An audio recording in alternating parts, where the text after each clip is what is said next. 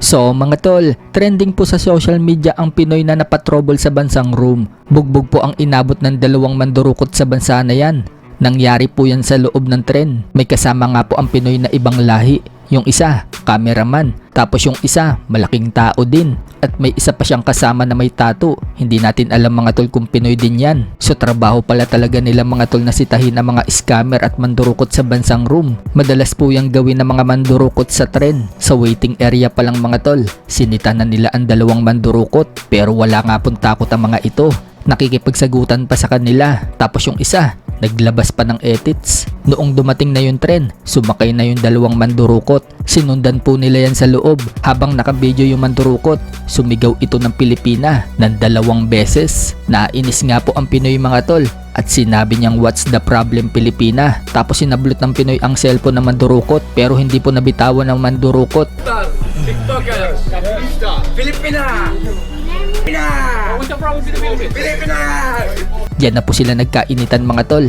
Pinahawak na mandurukot yung bag niya sa kasamahan niya at hinarap ang Pinoy. Biglang sinuntok niya yung Pinoy ng 2 sunod. Agad naman po tumulong yung mga kasama ng Pinoy at pinuntriya yung isang kasama ng mandurukot. Habang nakikipagbuno ang Pinoy na sumapak sa kanya, nahawakan niya ito sa likod ng ulo at hindi na ito nakaporma. Parang estilo ni Rolando de Tabernacle na hinahawakan yung likod ng ulo at binibera. Diyan na po tuluyang nabugbog ang mandurukot habang yung isang kasama niya ang bilis na nakalayo. Noong bitawan na ang mandurukot, iyak siya. So hindi na po natin pinlay yung video mga tol dahil brutal po yung ganyang content.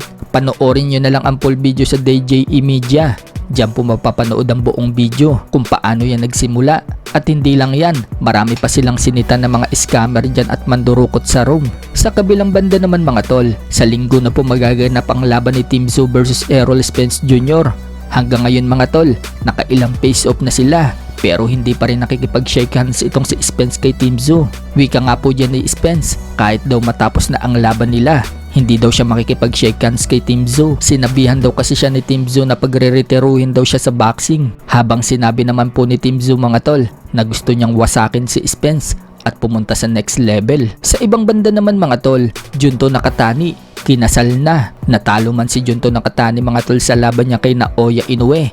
Panalo naman po sa pag-ibig itong si Junto Nakatani. Sa ngayon, unti-unti pong bumabalik sa training si Nakatani at sa super bantamweight pa rin po siya lalaban. Sa ibang balita naman mga tol, former 3 Division World Champion General Casimero sabik sa WBC belt. Sa isa po kasing video, may hawak po siyang WBC belt at sinabi niya dyan, WBC coming up.